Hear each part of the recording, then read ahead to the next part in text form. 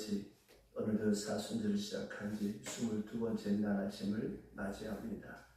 이 아침에도 많은 사람 가운데 우리의 단잠을 깨우시고 주 앞에 나와 찬송하며 또 합동하여서 나라와 민족을 위해서 또 교회를 위하여 우리 자신을 위하여 또 우리 모두가 왕같은 제사장으로 사랑하는 자녀들을 위하여 믿음이 약하고 낙심한 사람들을 위하여 중보 기도할 수 있도록 우리를 부르시고 인도하심을 감사합니다.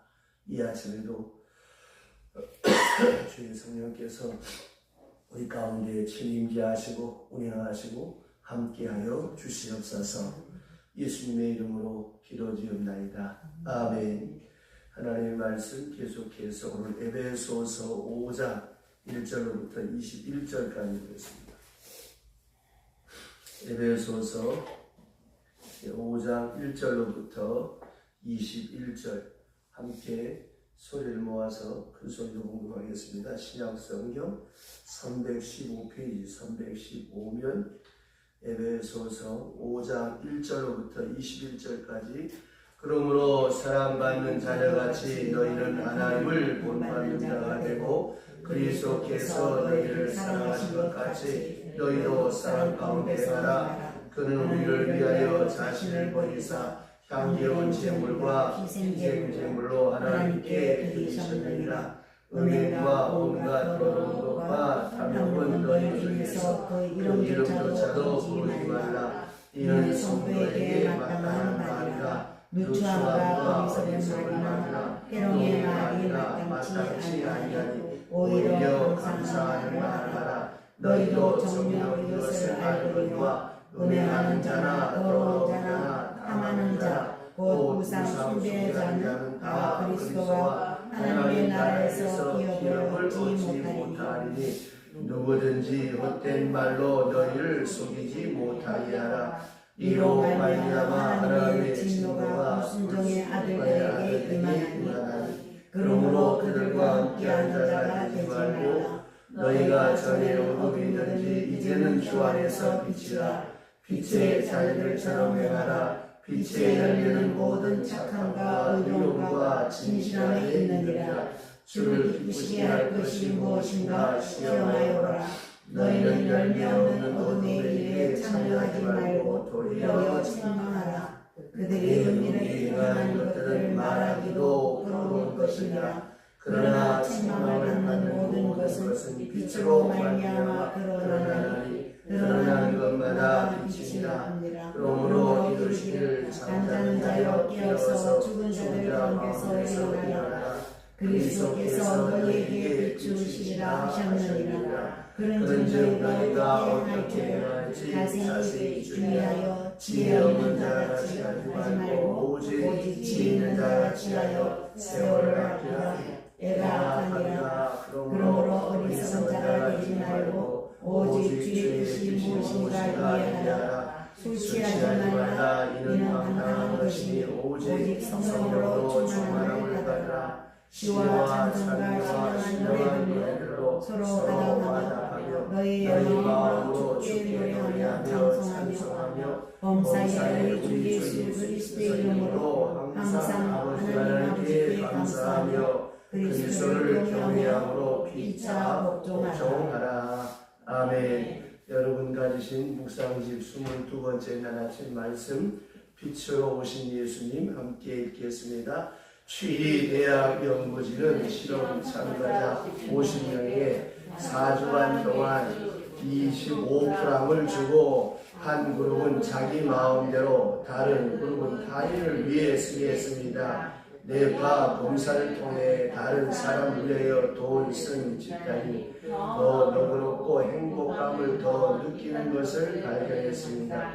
이는 선행이 이타주의와 관련된 뇌의 영역을 자극해 행복을 느끼게 한다는 것입니다. 사도 바울은 우리 그리스도인들은 전에 어둠이었으나 이제는 주 안에 빛이라고 합니다.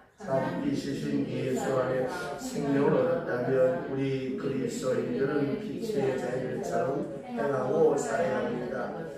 나아가 빛의 열매를 맺어야 합니다. 빛의 열매는 의로움, 진실합니다. 이 세상의 빛입니다. 그의 열매를 거두었습니다.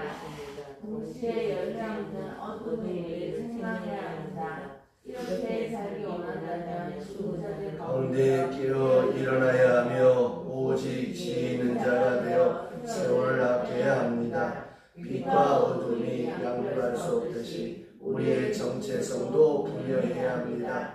세상이 어두울수록 사랑하는 빛을 찾게 됩니다. 바로 우리가 이 세상에 예수의 작은 등대가 되어야 하고 우리의 착한 행실을 통해 하나님의 영광이 나타나게 해야 합니다. 이런 의미에서 우리 하나님의 자녀 빛의 열매를 경작하는 농부가 되어야 합니다. 아멘. 이 아침에 함께한 여러분들 위해 주의 강복하심이 함께 하시기를 주의 이름으로 축원합니다. 에베소서 4장에 보면 사도 바울은 예수 믿고 새 사람이 된 사람의 그 생활을 보다 더 구체적으로 또 수평적으로 이 그리스도인들이 인간관계, 이웃과의 관계에 대해서 이제 말씀하고 이어서 수직적으로 그리스도인은 이제 하나님과의 관계에서 또 어떻게 살아야 하는가 하는 것을 말씀하면서 여기 참 두렵고 떨리며 또 자랑스러운 말씀이 무엇인가 하면 1절 보시죠. 5장 1절 다 같이 큰 소리로 시작. 그러므로 사랑받는 자녀같이 너희는 하나님을 본받는 자가 되고 아멘. 이 하나님을 본받는 자가 되고 이렇게 바울이 말할 수 있었던 것을 보면 그 바울이 얼마나 자기 자신이 이 하나님을 두렵고 떨리는 마음으로 사랑했는가 하는 것을 알 수가 있고 또 그가 말하고자 하는 이 그리스도인데 이 하나님과의 관계에서 우리가 어떻게 살아야 되느냐라고 하는 것을 우리에게 말씀하고 있습니다. 자, 여러분 우리가 예수를 믿게 되면 첫째는 하나님과의 관계입니다. 그래서 너희는 마음을 다하고 뜻을 다하고 성품을 다하여 주 너희 하나님을 사랑하라. 두 번째, 내 이웃을 내 몸과 같이 사랑하라. 이것이 강령이라고 했습니다. 자, 예수를 믿고 나면 보세요. 내 안에 어떤 존재가 살아있습니까? 왕이신 하나님, 나의 구세주, 나의 사랑하는 사람, 나의 전능자로 내가 모시고 그 하나님의 인재를 늘 우리가 인식하고 살아가는 것이 그리스도의 사람이요 예수의 사람입니다. 여러분 남녀간의 사랑도 마찬가지입니다. 내 속에 한 남자를 사랑하고 한 여자를 사랑하면 어떻습니까? 그 남자가 그 여자가 원하는 것 어떻게 하면 저 사람을 기쁘게 할 수 있을까? 어떻게 하면 저 사람을 행복하게 할 수 있을까? 왜 그런 생각을 하게 될까요? 내 속에 그분이 자리 잡고 있기 때문에 내가 사랑하는 사람이 내 안에 있기 때문에 이게 사랑이란 말이에요. 그래서 사랑은 여러분 그 사람을 위해서 내가 희생하는 게 특권이고 그 사람을 위해 수고하는 것이 사랑. 무엇인가 얻고 무엇인가 바라는 것은 장사하는 거지 사랑이 아니에요. 내가 이만큼 줬으니까 너도 나한테 이만큼 내놔라. 이거는 여러분 이해관계 얽힌 장사꾼이지. 그래서 고린도전서 13장에 사랑에 대해서 바울이 쭉 나열하잖아요. 나의 유익을 묻지 않고 나의 자랑하지 않고 교만하지 않고 오래 참고 인내하고 얼마나 사랑의 정의가 아름답습니까? 결론은 뭐예요? 희생. 근데 그 희생을 죽지 못해서 마지 못해서 억지로 하는 건 노예입니다. 자원해서 그 고통을 그 수고를 내가 기쁨으로 특권으로 느끼고 누리는 이게 사랑입니다. 하나님은 우리를 사랑하시는데 사랑할 만한 자격과 조건이 뭐가 있습니까?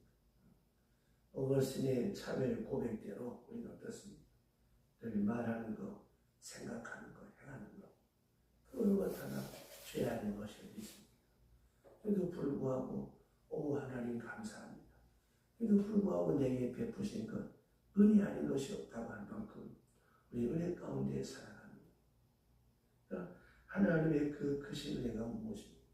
무가치하고 쓸모없는 나를 끝까지 사랑하신다는 그 사랑에 감격해서 오늘을 살고 내일을 사는데, 그렇다면 하나님을 본받는 상황이 무엇이겠습니까? 바울은 다음과 같이 말한 첫째가 그리스도께서 우리를 사랑하신 것 같이 우리도 사랑 안에 거하라. 이 말이 뭐예요? 하나님은 당신의 독생자 예수를 우리의 대속물로 내없이까지 사랑하셨고, 예수 그리스도께서 자신을 희생의 제물을 드려서 십자가에 죽기까지 하나님의 뜻에 순종하며 우리를 향하신 당신의 사랑을 드러냈다고 합니다. 하나님의 사랑이 여러분 립서비스만 아니에요.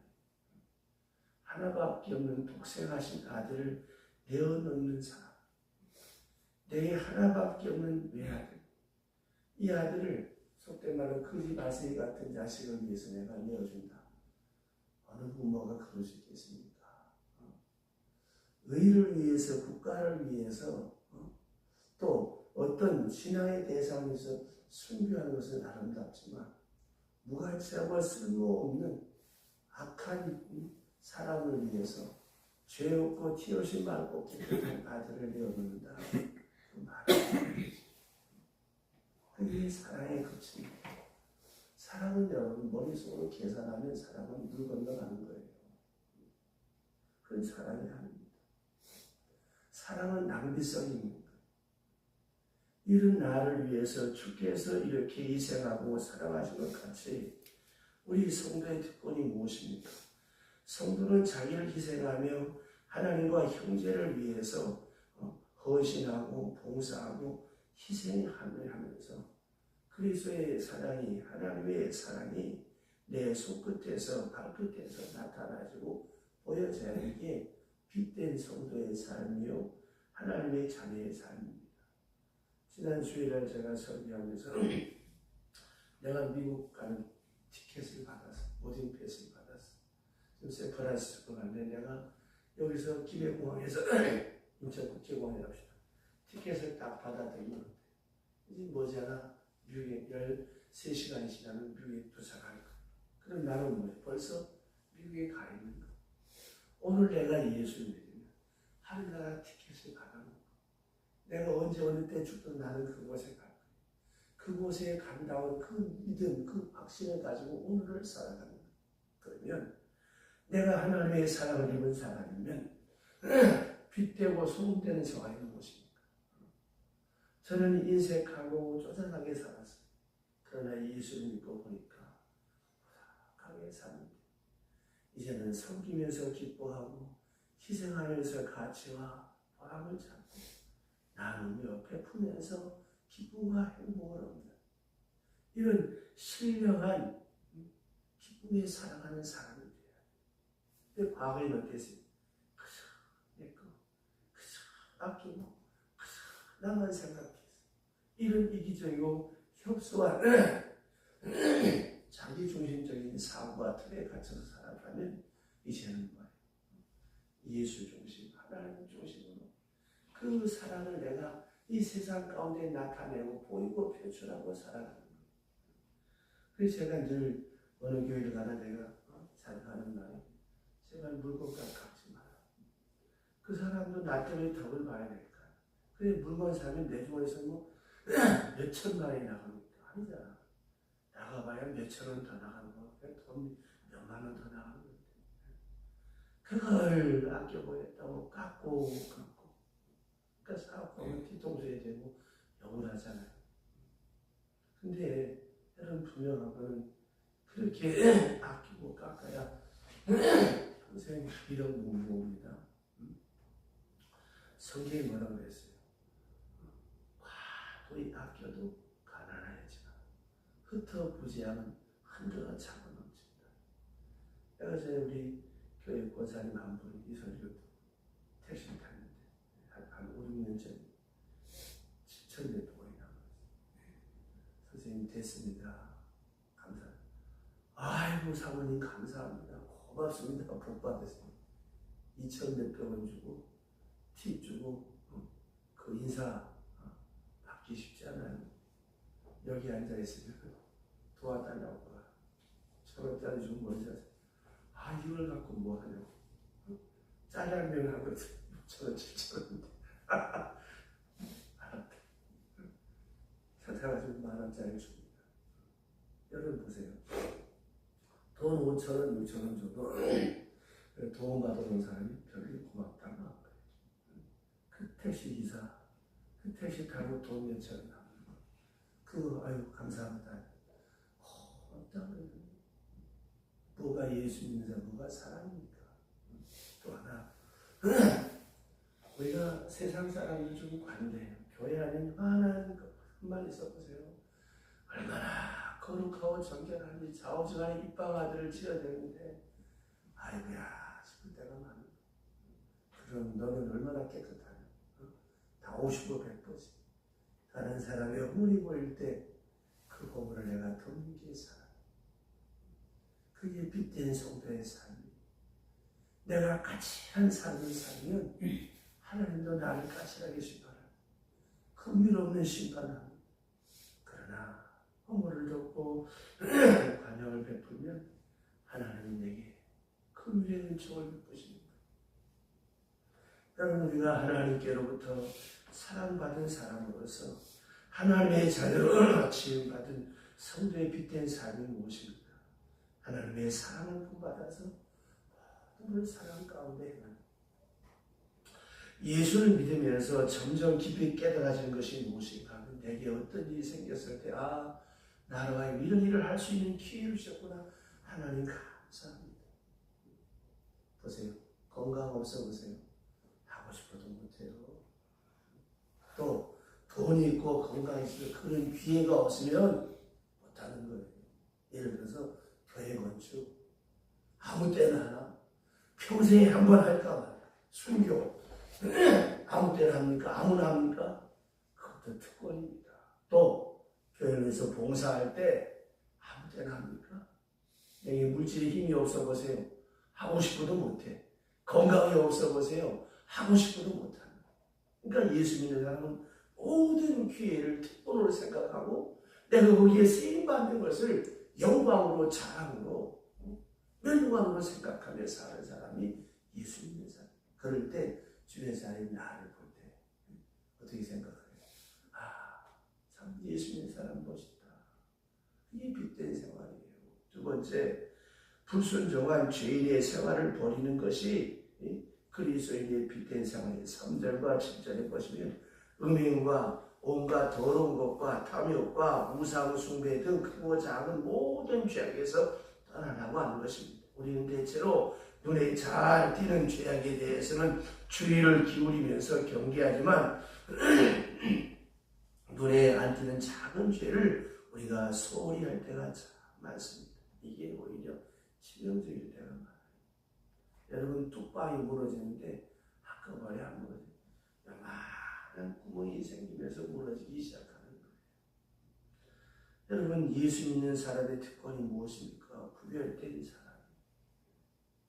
남들은 다 지멋대로 해.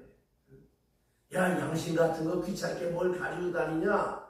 이딴 소리 하는 세상을 살아갑니다. 이 얼마나 참 기가 막힌 세상입니까? 근데 여러분 분명한 것은 파스칼이 그에 대해서 방어시에서 그러잖아요.